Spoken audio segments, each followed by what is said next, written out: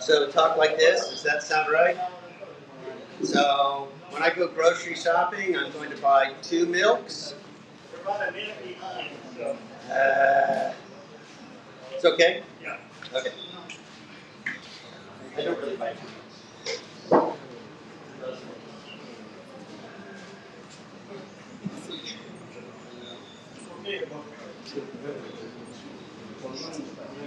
There's balloons that went through your tongue. Because I talk so.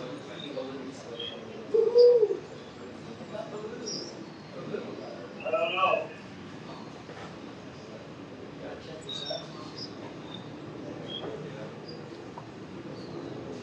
So we have 2 people in the audience so far. Uncle Spivey and Joe Hayden.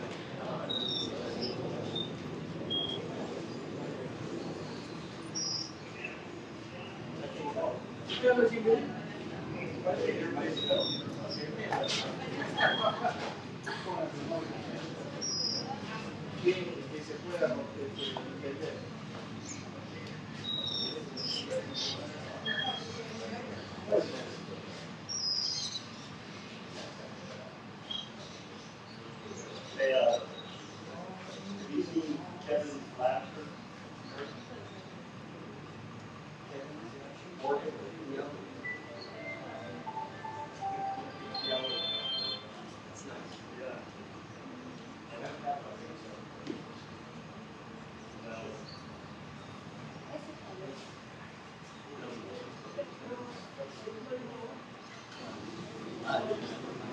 Probably just the humidity here.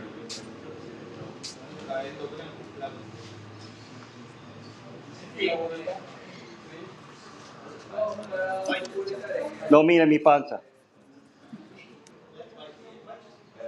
Nah, it was foggy. I cleaned it up. I know. I can't. That's it. What are you using the frontal? The frontal? Yes. Because it's the same thing as the back. No, this is on the back. That is the zoom. Okay. There's only zoom in one angle on the back camera. That's the zoom on the back camera.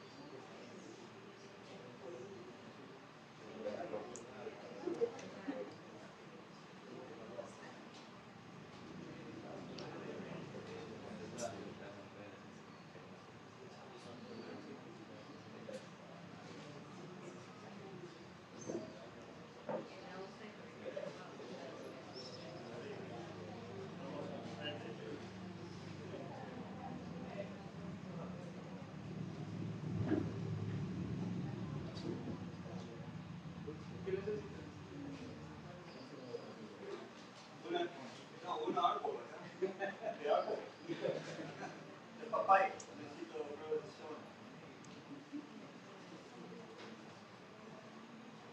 Se hola papa.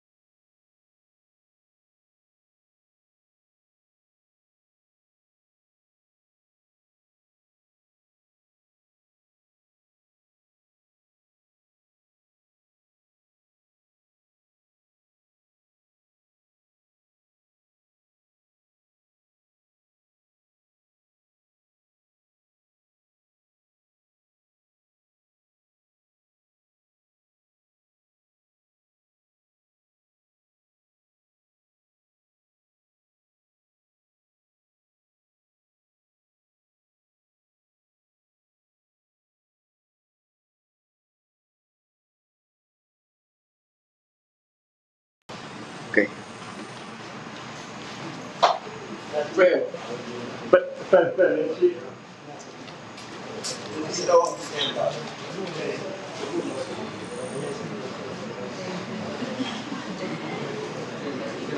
Sí, todo bien.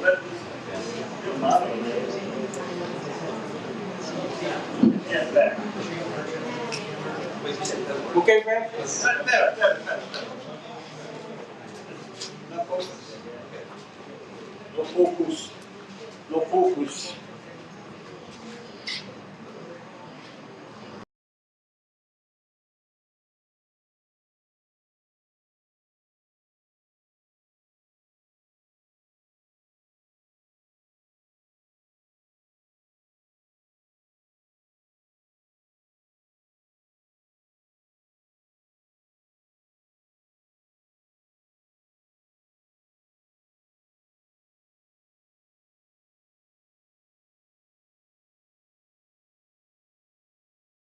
Es el miembro de un importante laboratorio de toxicología sobre venenos de peces y anfibios.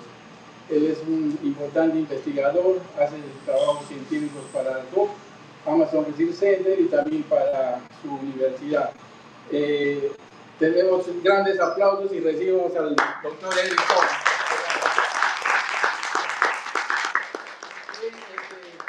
Él va a hablar en inglés. Como ustedes entienden el inglés perfecto, entonces van a entenderlo. Pero igualmente él trae su traductor, que es Fernando Chuquipiono. Adelante.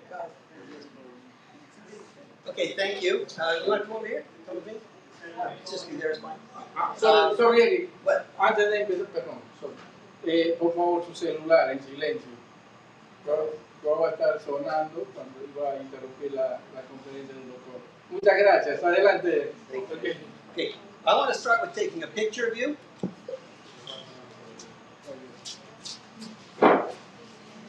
Foto. Carlos, doctor. Oh, Fernando, you're not in it. You have to scoot around. Oh, but don't block people. Smile. Don't do that, Carlos. Smile again. Gracias. Wait. Roma. Okay. Yo bromista.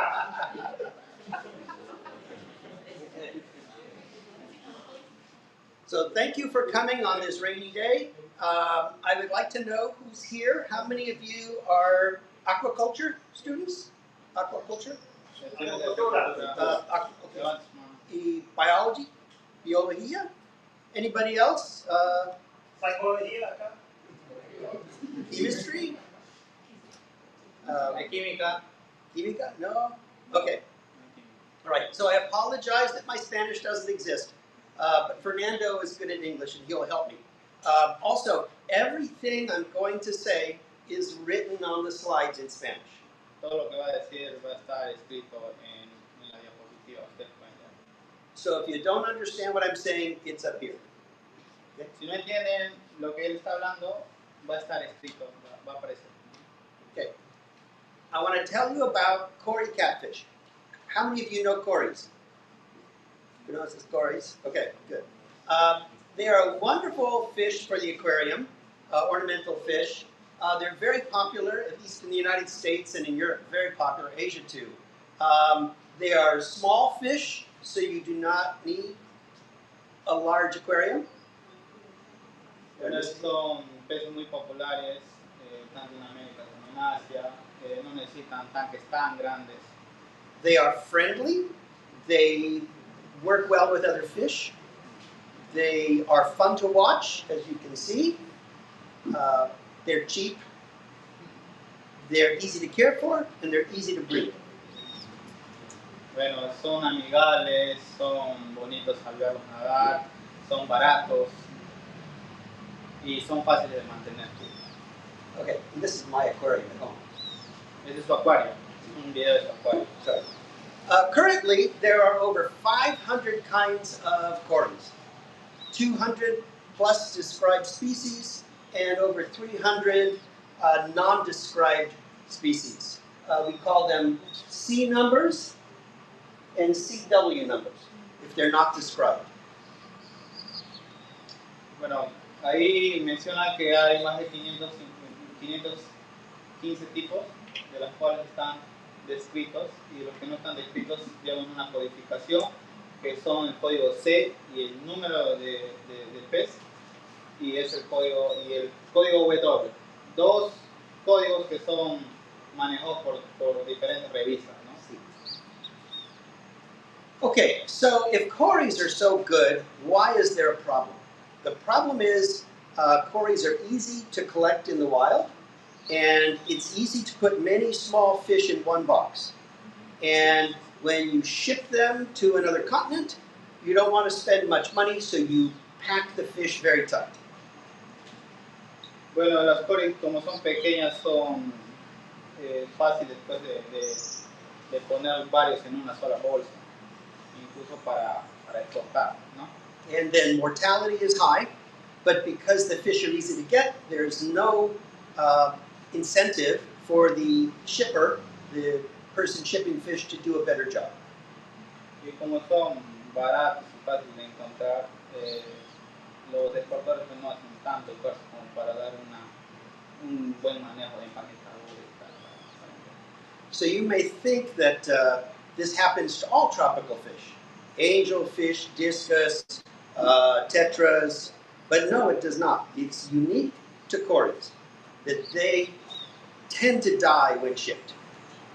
Anyone ever bought cories? Does anyone have an aquarium here? ¿Algunos de ustedes tienen acuario? Uno. Okay. Acuario. Ellos tienen acuario. Okay. Dos. Tres. Okay. Have you ever bought a cory at a store and gone home and it was dead before you got home? Han comprado alguna vez una corridora, lo llevaron a su casa y murió cuando estaba en su casa. So this is a true story. In the United States, a store bought 150 cories. The shipper put them in one box for a 6-hour plane ride. And the airline sent the plane to the wrong city, and then to a different city, and then to a different city. And what should have been overnight flight became almost 2 days. Bueno, este es un caso que pasó con unos conocidos donde mandaron 150 corredoras y era para que llegue de un día a otro. Una noche, el día siguiente llegar a Estados Unidos. Sin embargo, no fue así, ¿no? Y la carga llegó en 2 días y medio. And then when the box landed, all but 2 fish were dead. Only 2 alive. And the store gave them to me and said, save them. And they were dead by the time I got home. Bueno, cuando llegó a la tienda, que es la que comercializa, llegaron pues solamente 2 vivos de los 150. O sea, estaban muertos en esa bolsa, 2 estaban vivos, le dieron esos 2 a él para que los salve. Sin embargo, uno murió cuando estaba camino a casa y otro murió cuando ya estaba en casa. We call this self-poisoning. Le llaman autoenvenenamiento. Now, cories aren't the only fish that get poisoned or stung. Humans do too. So here are x-rays of a catfish spine in a foot, a stingray spine in a swimmer, and a fish spine in a finger. Let me say anything. Okay. Okay. And let's watch this.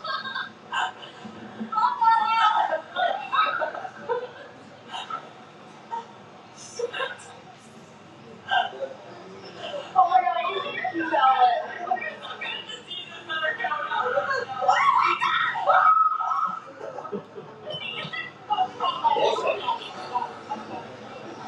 Stupid. ¿Cómo se dice stupid? Estúpido. Now, tell me this. The girl laughed at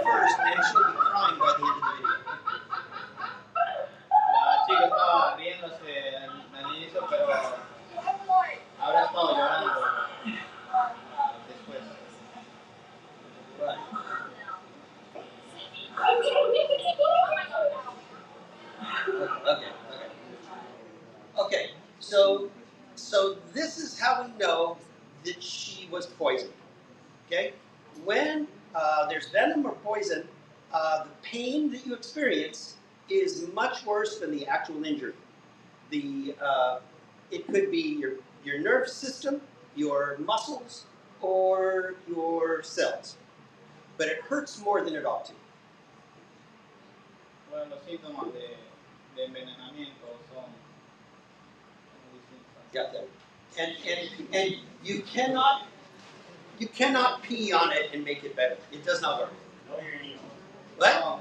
No urine. No urine. No. It does not help. Okay. So 3 kinds of toxins. Neurotoxins, cytotoxins, and hemotoxins. Neurotoxins prevent nerves from talking to muscles and talking to other nerves. And they can interrupt your breathing and your heart function and your muscular coordination. Bueno, las neurotoxinas, pues, normalmente lo que él menciona, aparte de lo que está escrito, afecta a la locomoción. In the heart. Y bueno, el corazón. So cytotoxins will cause lysis, explosion of cells and death, and tissue necrosis. And hemotoxins can break red blood cells and cause clotting, which blood clots are never good. Bueno, la citotoxina directamente destruye a la célula, las hemotoxinas solamente atacan el glóbulo rojo, lo que puede causar coagulación y paro. Okay, which fish have venoms? This is all known fish. We only care about catfish, and in the catfish, many of the catfish called Siluroidea are toxic. And here's our doradids. You might know Doradidae. What else do you have? Pseudopimelodidae, toxic. Pimelodidae, Heptapteridae, these are all toxic down here. But up in the armored catfish, only Calyctheidae. And not all not Calycthes, not Megalechus, only Cories are venomous. Ya, ahí menciona que dentro de los padrecitos hay varios que son venenosos. Pero en los bagres, bueno, sabemos que hay bagres acorazados, como las carachamas, los chirúes, ¿no? Y también hay bagres de piel. Dentro de los de piel hay bagres que son venenosos, pero ahora vamos a hablar solamente de los acorazados. Dentro de los acorazados, solamente los chiruis, y no todos, son venenosos.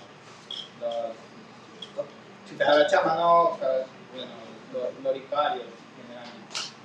Okay, so why do they have this venom? Presumably self-defense. First, a cory gets eaten by a predator. The cory sticks out its spines. If you've ever held a cory in your hand, out come the spines, the pectoral and the dorsal spines in your hands, and they impale, they stab the predator. The cory releases its toxin. The toxin will either go into the wound or it will wash over the tissue, like the gills or the mouth of the predator. This causes a lot of pain in the predator, and the predator might maybe let the cory go, and the cory might live. And since you might be in a river, or in a stream, or a swamp, the water will dilute the poison, and the cory is not hurt by its own poison. Anything to say there?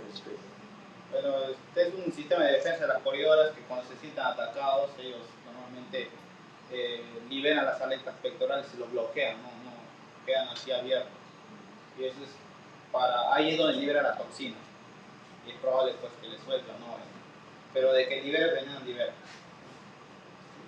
Y con suerte pues de que se libera el veneno, libera, y bueno, el agua lleva el veneno, pues por eso que no se ve muerto, pues, por envenenamiento, ¿no? Okay. All right. So presumably, again, this is a strategy of self-defense, and you hope that the cory lives from this, but it does not always happen. This is a paper from a medical journal of a man in the Netherlands, a Dutch man, who drank a little bit of alcohol, too much alcohol, and decided it would be fun to eat a cory. And he ate a cory. And the cory went down his throat, and the cory stuck out his spines, and the spines stabbed him in the throat. Here's the cory right here. Spina. The doctors took a camera down the neck. There's the fish. There's the muscle. Here's the trachea right here. The doctors removed the cory, but the spine broke off in his neck. So the doctors had to go back in and remove the spine. There's the cory. It did not survive. The man survived. So this time it didn't get away. Anything to say or it's okay? ¿Algo más? No he entendido. Es un caso real que pasó, es un artículo publicado en 2019, donde un borrachito se metió una coria a la boca y bueno, quedó... Stupid. Again, stupid. What's for face? Okay. So now, with cories, we call this, in English we say self-poison. In español, envenenamiento. Okay, I said that right. Okay. But they're doing it to themselves. And in particular, cories that have yellow or orange pectoral spines, like Susi and Sturbai, are known to release the venom in the bag on themselves, more than other species. So maybe the yellow color, orange color is like a warning color, like poison dart frogs. The bright colors might be a warning. I might say that because it's Bueno, algunas coris por instinto de supervivencia pues se automatan básicamente, ¿no? Libera el veneno, normalmente son las que tienen the yellow warning. Okay, so this happens, it only happens to cories when they're in a very small space. Because if they're in big water, the poison goes away and it doesn't hurt them. Only when they're in a confined space.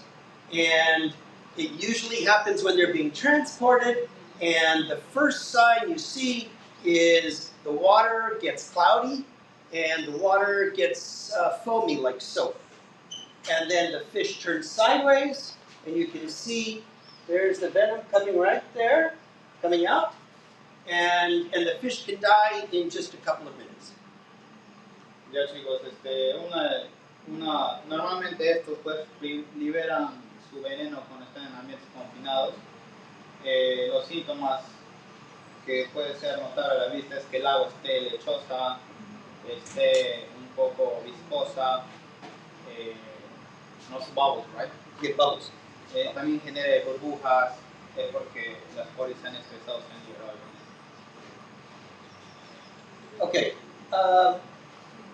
so there's some important things here. The cory did not stab itself.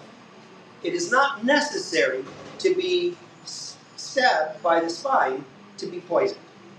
And that means in the predator, the venom might go in through the spine, or it might wash over the gills or wash over the mouth if the cory is in its mouth. And it does not need to be injected.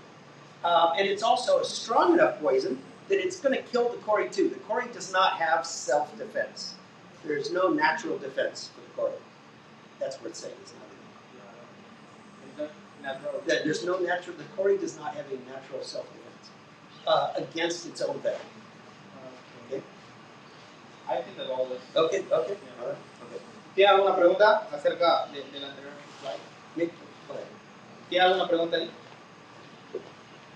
¿Está todo claro? Cavidad o qué tipo de glándula tiene su veneno, porque me imagino si lo tiene dentro es que lo tiene en una cavidad que no le afecta internamente, ¿no? Claro, eso va a explicar de la morfología más adelante. He's asking where they have the function. I will show that later. Va a mostrarlo después. So this is a joke that may not work because in Spanish you don't have separate words for venom and poisons. The idea is this person gets bitten, he's afraid, is this snake poisonous? And he says, no, but it's venomous, but he thought it was safe. Very venomous. So what's the difference between venom and poison? Do you guys use a different word for those in Spanish? Venom and poison. Mismo? We have to know what poison venom is. I'll tell him. I'll tell him. Okay. A venom, when I say veneno, a poison that is eaten or rubbed on your skin or inhaled. When I say inyecto, venom, like a snake bite or a cory sting or something like that. And in English, we have separate words. We say venom when it's injected. We say poison when it's absorbed or eaten. Different words. Okay, so here's the research. What do we want to do? We want to understand this phenomena of self-poisoning. We want to try and find out how to collect the poison. We want to figure out the chemistry of the poison. And if we know the chemistry, maybe we can guess at how it works. We want to characterize how the poison is secreted, or the toxin is secreted. Okay? What is the gland? And this is a question about the gland. Does the spine act like an injector? Are there other glands besides the main gland for this venom? Then we want to know, how does the cory control the release of the venom? Is it the nervous system, the endocrine system, or something else? And finally, we want to compare different cories to see if the venom is worse in some than others. Nothing to see. Okay? Okay. So first, let's understand the different kinds of cories.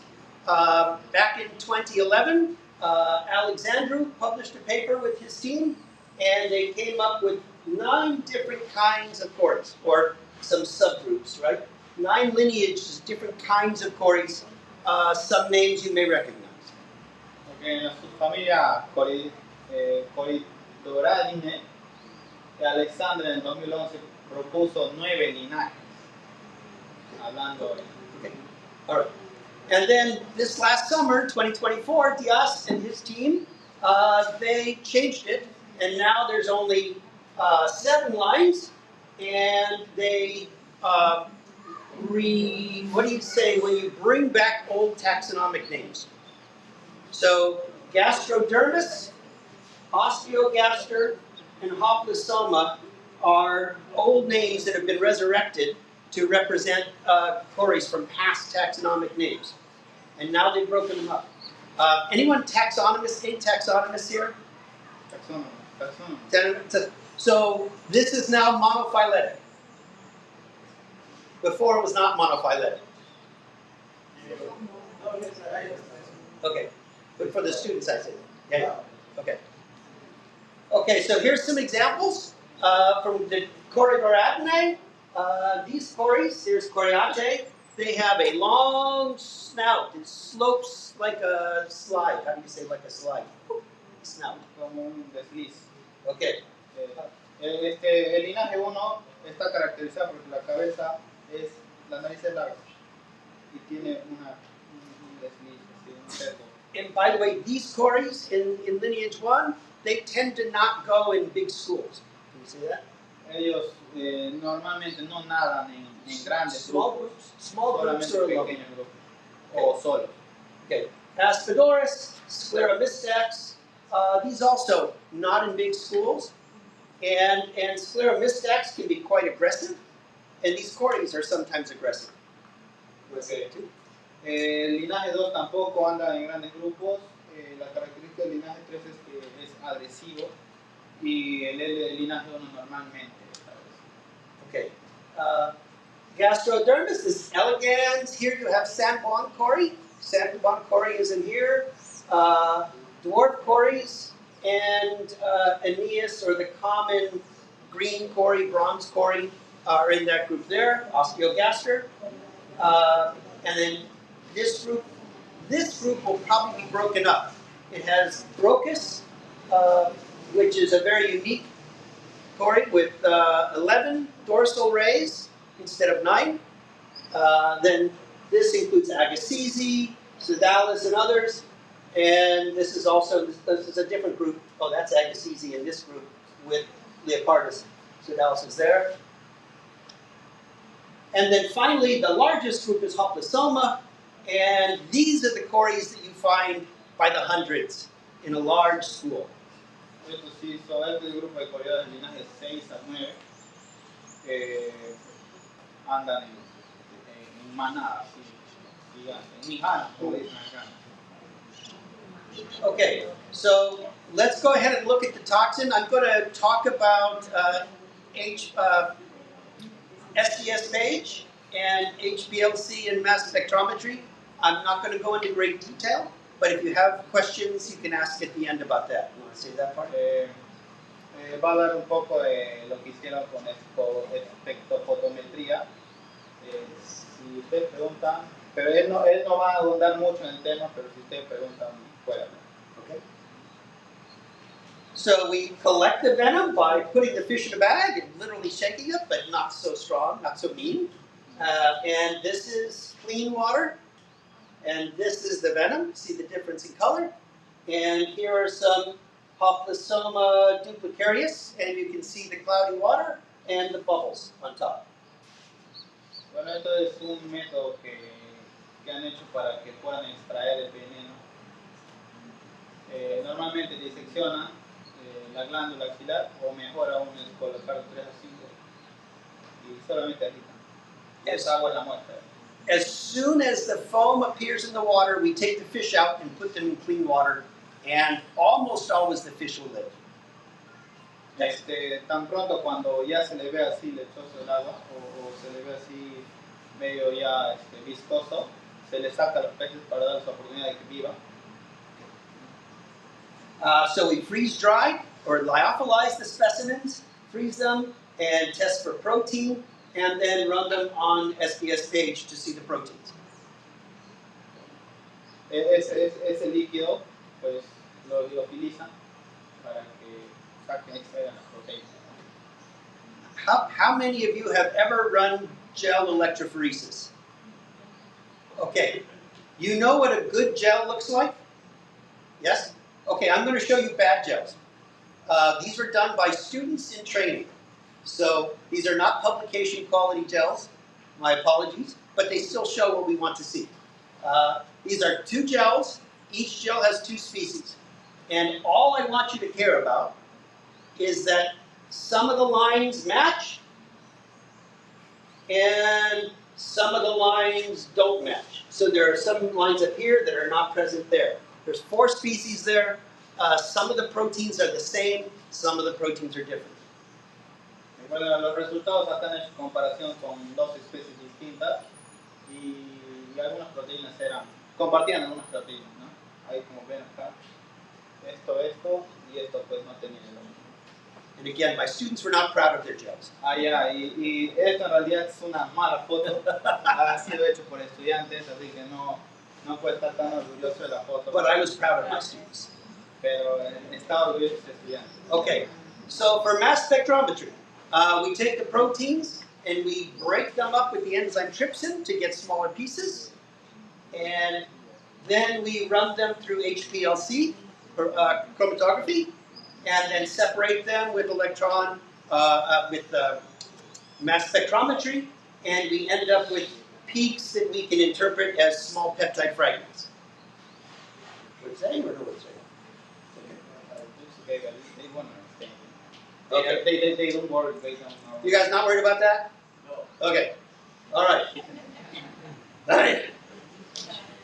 So here's an example. Hoplosoma duplicarium up here, Hoplosoma stirbi here. The purple peaks, mismo in both, same in both. The blue peaks, different. So some of the venom is the same, some of the venom is different. So just as the gel shows. You can say just Bueno, acá lo que, como habían visto en la foto anterior de lo que coincidía una especie con otro, acá justamente se refleja eso, ¿no? Y algunos que no coinciden, ¿no? Lo que se veía en ese papelito feo de bueno, acá ya está con más ya ya resultados pues, moleculares. Okay, so then we take a computer database of known proteins and we compare our pieces, our little pieces, to the computer database until we find a match, and then those are the proteins we identify. And this is what we're going to talk about next. Ya, luego, bueno, ellos ya una vez que sacaron, que obtuvieron las proteínas, le metieron a una base de datos para que compare con proteínas y eso sí la proteína pues, identificaron, que era distinta. So the first thing to notice is the venom gland has more proteins than any other tissue we looked at. So you can see, this is our venom gland, pectoral spine, dorsal fin rays, armored plates on the side of the fish, skeletal muscle, and connective tissue. So almost 800 proteins, 800 different proteins in the venom. And at best, 500 in the armor and 500 in the muscle, but almost 800 in the gland. And if you then only look for what's unique, 300 of them are unique, not found anywhere else. 300 proteins not found in any other of these tissues. Very unique just to the venom. Ya, una vez que bueno, han hecho un análisis proteico, pues, y como verán, en la glándula axilar es donde se encontraba mucho más proteínas. En esta especie, que es la Oplosternum sterbai, las proteínas únicas que se habían encontrado 300 días. Okay, so let's figure out what the venom does. So as we compared the different proteins, we found that they fall into several categories related to cell signaling, protein processing, and iron transport. And these are common features in the venoms of other animals. So for example, if you know what a cone snail, how many people know a cone snail? Very venomous. They have iron metabolizing proteins in their venom too. We don't know why iron's important, but iron is associated with their venom too. Lo que encontraron en las proteínas que ya una vez que han secuenciado las proteínas, le metieron en una database, David 6.8, para que comparen, y encontraron proteínas de uno de los caracoles más venenosos del mundo. Esas mismas proteínas compartían con las proteínas que se encontraron en las coridoras. Okay, so biochemistry time. Prostaglandins. You guys know prostaglandins? Anybody? Friends? No. Okay. Prostaglandins, COVID. When people had allergy in their chest from COVID, when they got infections and their lungs closed from inflammation. Okay, you want to say that part? Because that's not written. ¿Quiere que explique eso? O... COVID and inflammation, okay? Yes. Sí. Okay. So these are a pathway. The boxes are enzymes that make prostaglandins and related chemicals. And every green box is a chemical we found in our cori venom. So there's a lot of enzymes for making prostaglandins in cori venom. Okay? Which means if that venom gets on the skin or in the mouth or in the gills of a predator, it's going to cause inflammation in their throat immediately. Okay? And these are some of the different prostaglandins that would be made by those enzymes. And you can see in general, they cause pain, inflammation, tissue damage, and more pain. That's probably good enough. What we don't know is whether the actual prostaglandins are in the venom. Our HPLC does not detect lipids, so we cannot check them. Go back. Yeah. Lo que encontraron en veneno de la coridoras, todos estos puntos verdes son los que encontraron similar al veneno de la coridora, ¿ya? Pero no se sabe si esto desencadena prostaglandinas, leucotrienos, que son enzimas que se han encontrado en otros animales, otros seres vivos que tienen veneno potente. Y es por eso que no saben si esos pequeños cadenitas de enzimas que ellos han encontrado también desencadena ese mismo reacción en los venenos de la coridora. Okay, I'm going to skip this. It's just iron. There was a lot of iron metabolizing or transporting proteins in venom. I'll just say that. I'll just say that. Va a saltar este slide. The iron. Why? We don't. There's iron metabolizing proteins or iron transporting proteins in the venom. That's all. Yeah. Eso es todo. Es decir, que hay pues algunas proteínas que están directamente relacionadas con el metabolismo del venom. Hay muchas. Okay, so now let's look at the gland. You asked about the gland that makes the venom. Okay, we're going to look at the gland, how it releases, and so on. So first of all, every gland is going to have possibly a muscle to contract and push out the venom. It may have a duct to release the venom, a spine for injection, and there may be other glands too that are accessories that might be contributing venom. That doesn't need repeated, does it? I don't think so. Okay, so here's Hoplosoma duplicarum. Here's the pectoral fin, the pectoral spine. We take this fish, turn it up on its side, and right here in the armpit, that is the pore where the venom comes out of. That red dot is the opening into the gland. But you notice the opening is not in the spine, it's beside the spine. You want to say that? Okay, esa abertura no está dentro directamente pues, en la aleta, sino está al ladito nomás. Es una cavidad por donde se segrega pues, el veneno. So we dissected the fish, we cut out the clithrum, flipped it over, and looked inside. So remove the clithrum. This is the clithrum from the inside, and this is the gland. Okay, that whole thing is gland. In a fish this big, the gland is the size of my fingernail. You say that part? Ya, cuando del opérculo hay otra capita que se llama fleito. Cuando remueven eso, ahí se va a ver la glándula axilar. Y esa glándula axilar es el tamaño de... For a fish that big. That's a big gland. And there's one on each side. Es tamaño de su uña, o sea, es grande para el tamaño del pelo. Okay, so here's a different species. This is sturbi. And there's the gland again. It's a little darker. And here's Corridorus aeneus. Now it's Osteogaster aenea. Histology. This is the gland. Here's the clithrum. Oh, that didn't fix that. Clithrum. The pectoral spine would be up here. The skin above here. There's the gland. And there's the duct out. Okay, what about other cories? So now we'll look at other cories that are not ones we've looked at before. Corridorus coriatic. This is one of the primitive cories. This is one of the cories that does not travel in big groups. This is one of the cories that tends to be aggressive. Say that first. Okay, este es un grupo de las corridoras que son agresivas, las que no andan en grandes grupos, y es como una de las corridoras aggressive. Did you say yeah, aggressive? Yeah. Okay. No gland. No venom gland. No tienen veneno, no tienen la glándula venenosa en el pecho. No. Here's Gastrodermis nicena. This is in the elegans group. Okay. This is not a particularly big cory, but again, here's the clithrum. We flip it over. No gland. So these more primitive cories do not have venom glands. Las corridoras primitivas, los grupos primitivos de las corridoras no han desarrollado estas glandas. The primitives, they didn't develop that, right? Here's Hoplosoma. These are the most advanced cories in the taxonomic tree, the phylogenetic tree.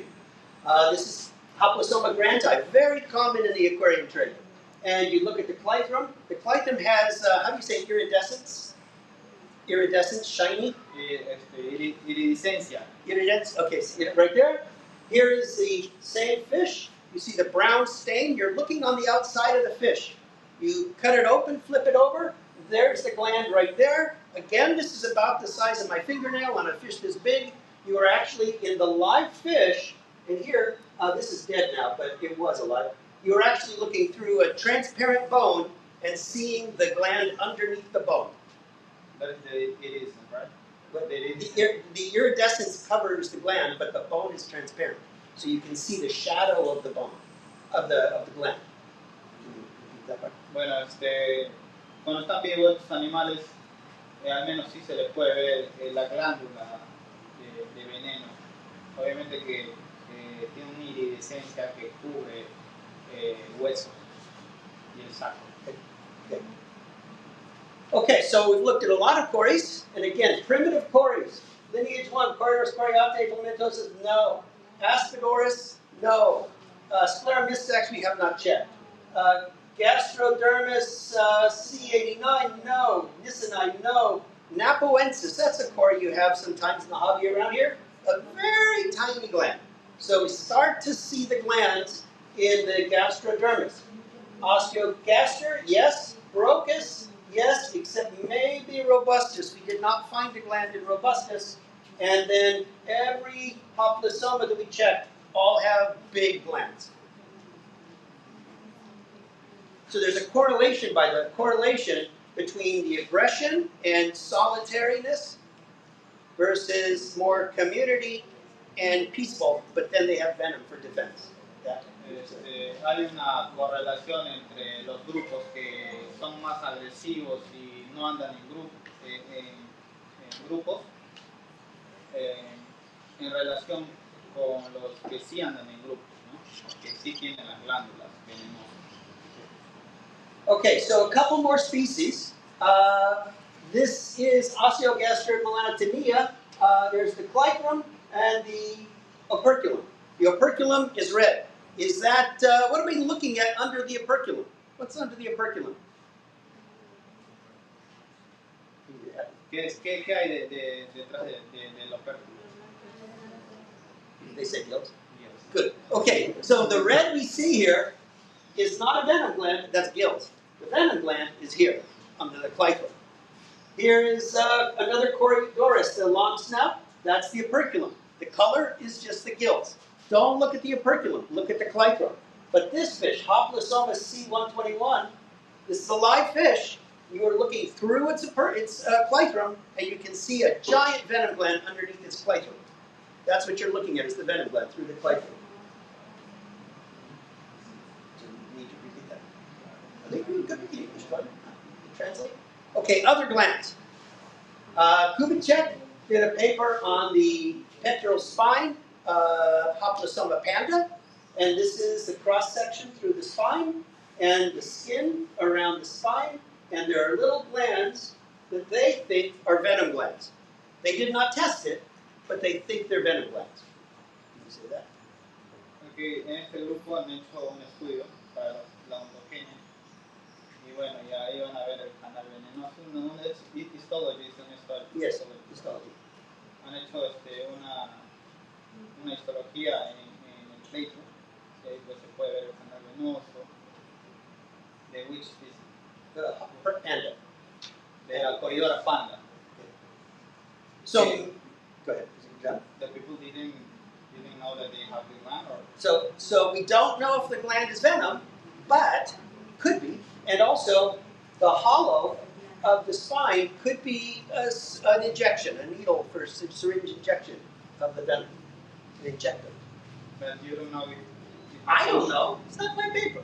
Ah, okay. Ask Kubitschek. Bueno, menciona que Okay, so the glands may be venom, but we don't know. en esta especie la glándula quizás sea venenosa because the gland is small, right? Yes. But they have the big gland too. This is also. No, en esta especie no todavía se sabe si es venenosa o no. O sea, tiene la glándula, pero todavía se desconoce. Okay.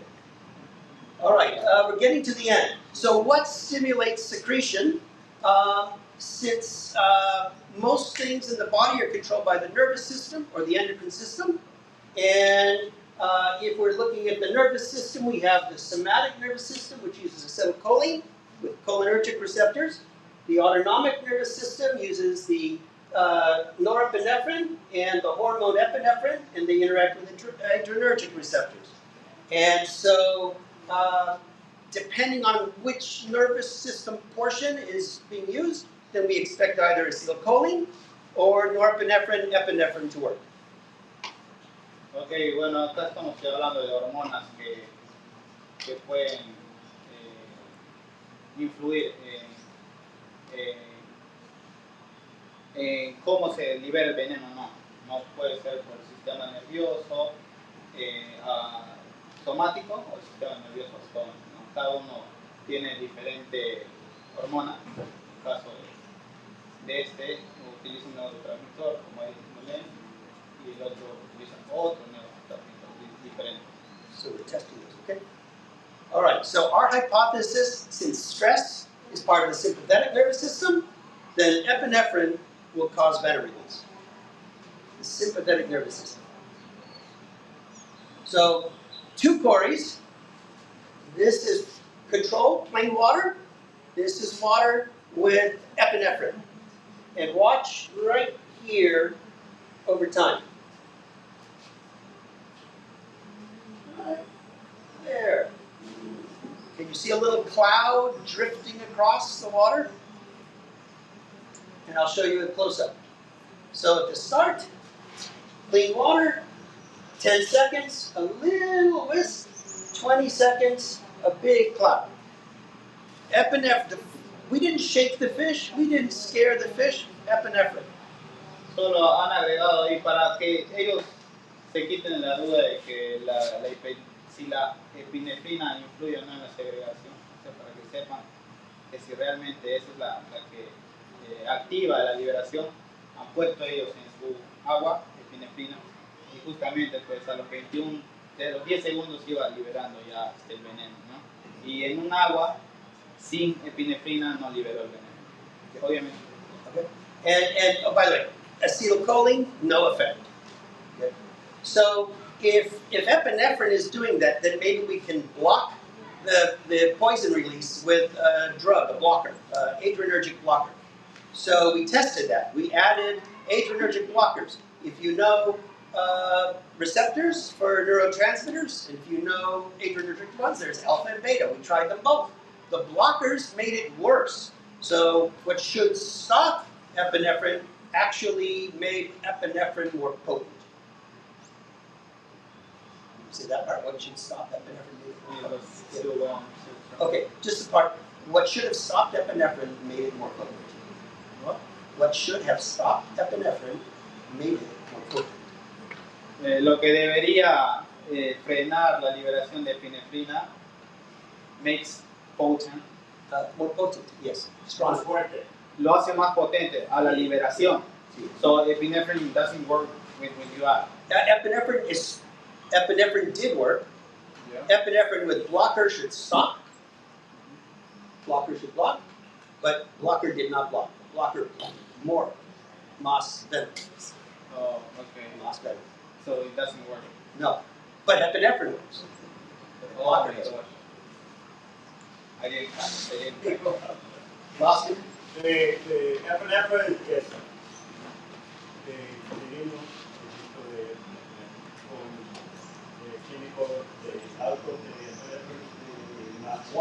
Speak to the audience.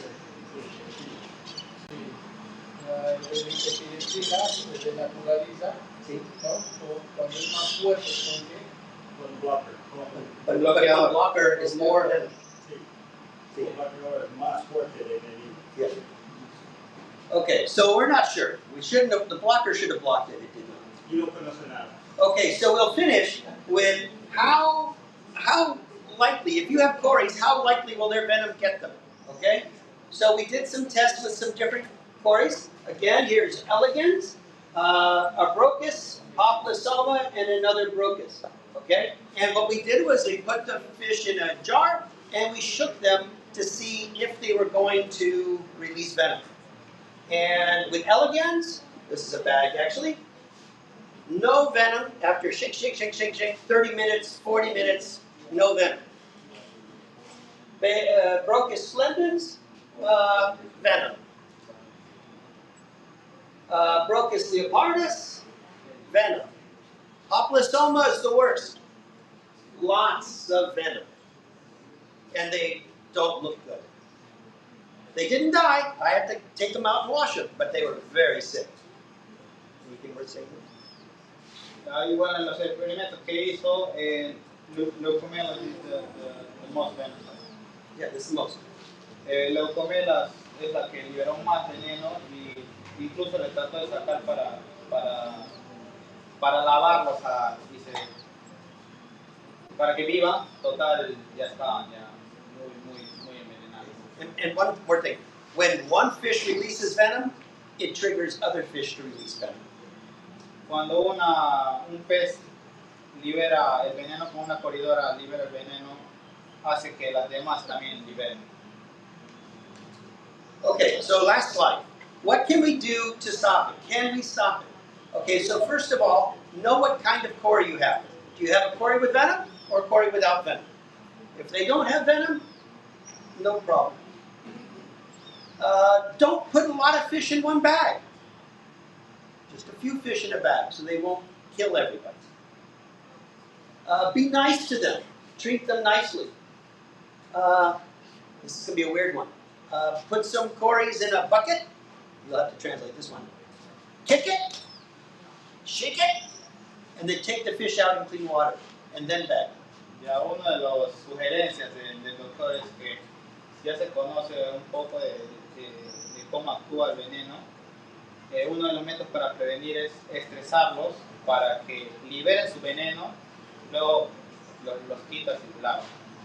Así las glándulas están vacías. The theory is if you scare the venom out and then put them in clean water, they cannot do it again. La hipótesis es que si tú los estresas y liberan su veneno, los lavas y le pones en la bolsa de nuevo, ya no van a tener veneno.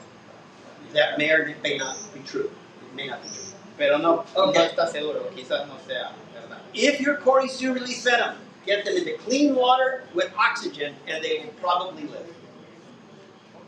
If they release venom, clean water with oxygen, aeration. The last one. If they release venom, they're clean water. I don't know what. Si ya están envenenados, si están botados su veneno, pues es poner el agua fresca y meter la oxigenación. And they may recover. Okay. Y se van a recuperar. So thank you for being here. I want to thank the students who helped me. These are my undergraduates and graduate students who helped me. My university paid for much of this research. I want to thank all of you for letting me share with you. Thank you to the university and the biology department for allowing me to present to you. Thank you to the director of production to allow me to come and work here at Arkoff. Thank you to Arkoff. There's Arkoff. Thank you to Arkoff for letting me work here and doing much of my work here. And then photographs and help were provided by other people. And if you want to contact me, that's my information. And do you have any more questions? Thank you. Gracias.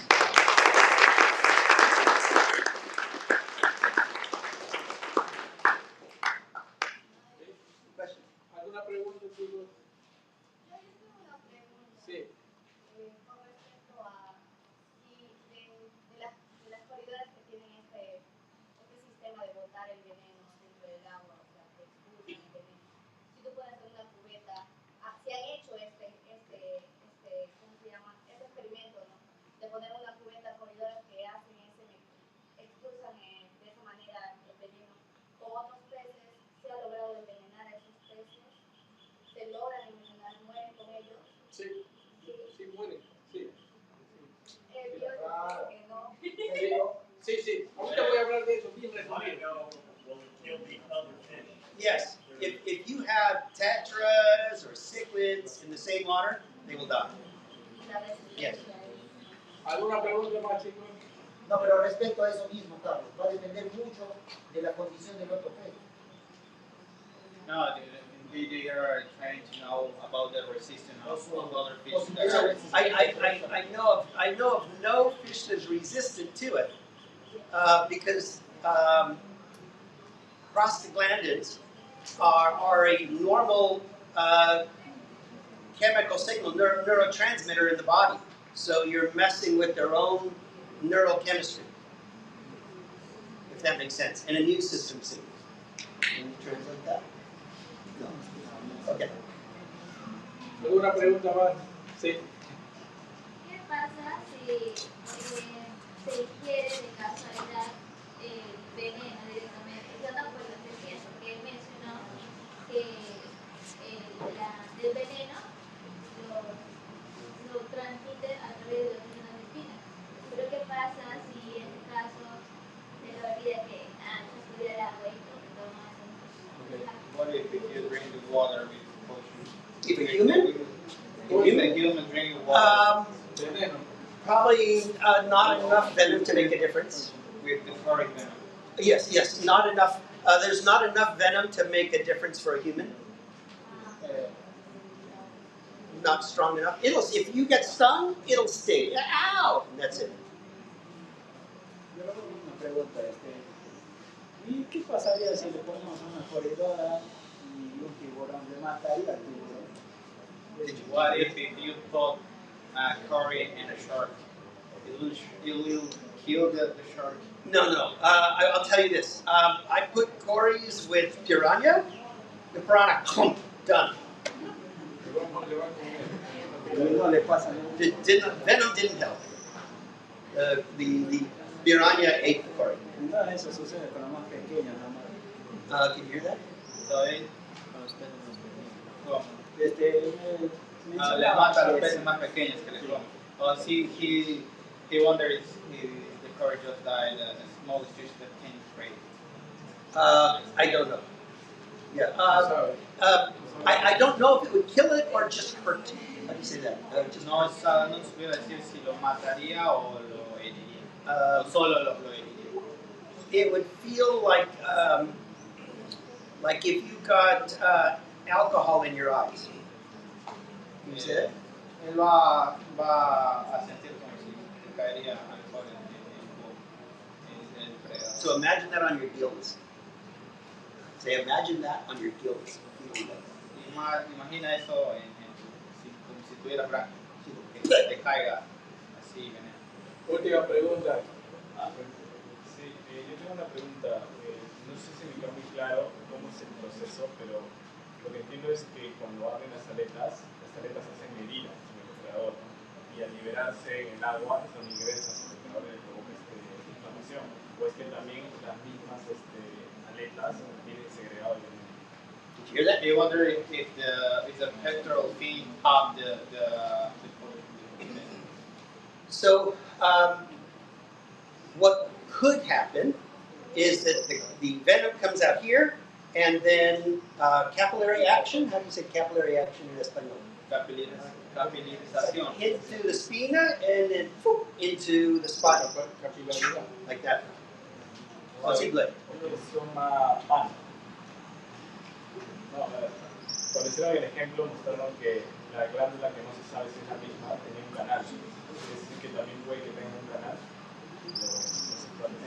He's asking about the Optisoma panda. Oh, the little glands. The little gland, we have the canal. So Capillary. if the little glands, if the gland is acá, and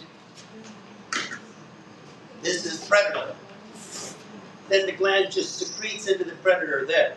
No need to go down the spine. But no conozco if this is even venom. That was bad Spanish. O sea, ya, entendí. No, fíjate. Okay, thank you. La última pregunta es el doctor Robert. All your experiments were made in a local environment. But what about the natural environments? What's the repercussion of that poison? Because the corredores, for example, have a predator in the environment, and the conductivity of water will go to the venom. Right. Yeah, so what is so close to the reality? Right. So that's why we tried feeding quarries to piranha. It is that in the river, the venom washed away. It's dilute. It does nothing.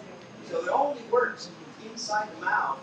I imagine, and my hypothesis, only works inside the mouth in a tight space where the venom stays together, and it's going to be basically almost painted on the gills and painted on the oral mucosa.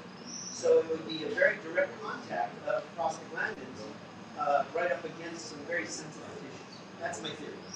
¿Ya me entendí, chicos? Ah, sí,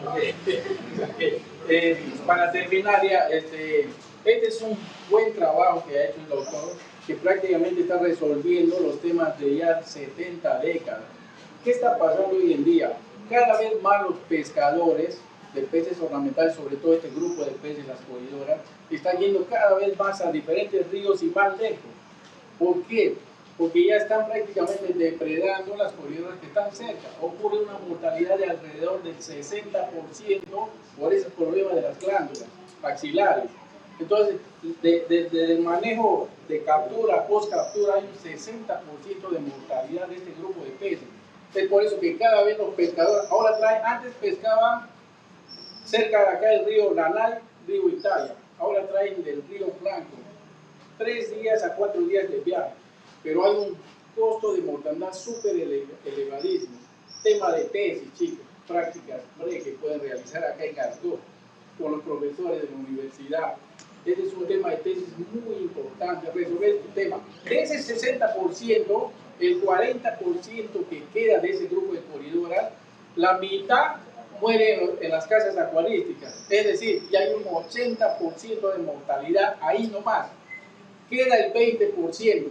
El 20% de producto exportable tiene ese mismo problema por el empaque en la cara, lo que estaba hablando el doctor Eric.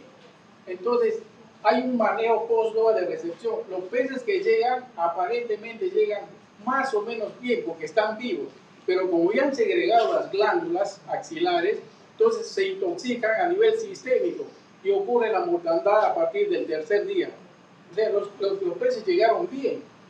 Entonces, el cliente de Asia y Europa reporta un excelente embarque, pero empiezan a caer a partir del 3er día porque están intoxicados. Entonces, ahí hay otro gran problema. Tema de tesis. Empíricamente, nosotros, bueno, yo estaba leyendo un pequeño proyecto, entonces aducimos de que la solución tanina y la papaína desnaturaliza esa proteína. Entonces, pero pues recién se está resolviendo de a poco esas dudas y esos problemas ecológicos que estaban ocasionando.